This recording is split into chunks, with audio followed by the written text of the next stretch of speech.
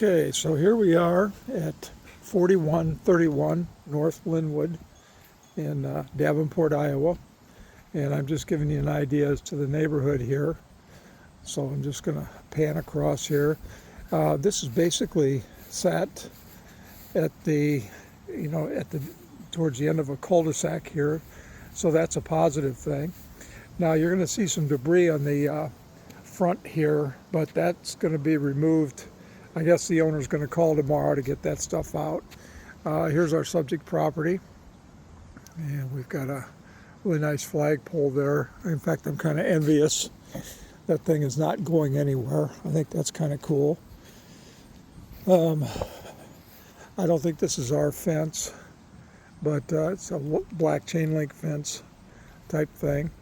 And you'll notice up here, just so you know, the roof looks really good on this. And I like a hip roof, which is what this is. But you'll see here's the sump discharge right here. That's coming out here. So it's telling me that we do have a sump pump and that kind of thing. And let's see here. Let's walk around here.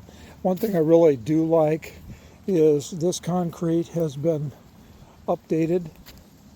The concrete looks pretty good. And then we have this two-car garage. It's not an oversized two-car, but it is a two-car garage. And I'm going to give you a look here along the side. Now you can see that the electrical is right at the top here, and it's coming from that pole over there. There's no trees infringing on that, which I kind of like.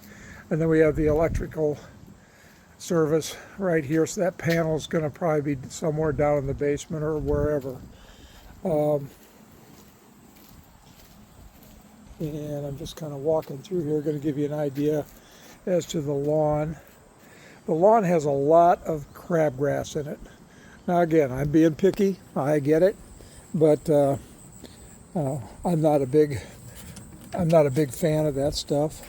One thing that is kind of nice, they do have the electrical buried going into the garage, and we might have to shoot a separate video to get in there. Now, I want you to look at my fingers here, and this is effervescence from the siding. So the siding is older on this, and of course the brick itself, the house itself is it's brick. We don't have that issue. This shed is basically shot. There's really not a lot of good things to say about it, except maybe I wouldn't be able to get it out of there fast enough.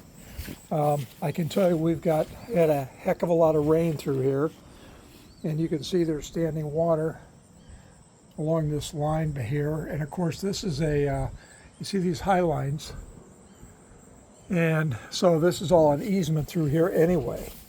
But you can see that we've got standing water back in here. They've been putting their grass clippings back in there. So that's one thing to kind of keep in mind. It's kind of a low area through there. What I don't know is what the slope is. It looks to me like it could all collect right in here. So that's something, if that's a concern, you should definitely be aware. The other thing that I'm aware of too is the agent did tell me that this home is in what's called the 500-year floodplain.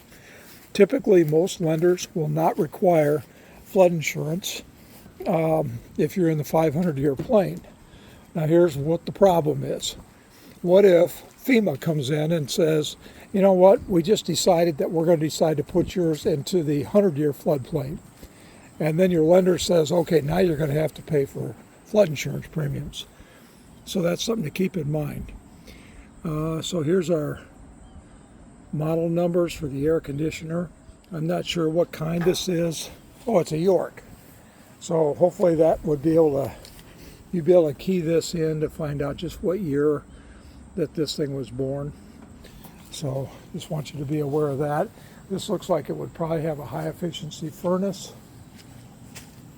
And I'll tell you, anywhere you walk right now, it is just saturated, the amount of water because we got a hell of a rain here this morning. We had a hell of a rain. In fact, yesterday, it was Tuesday, we actually had a derecho. And the winds, really heavy winds. Now this shed looks a little better than this one over here.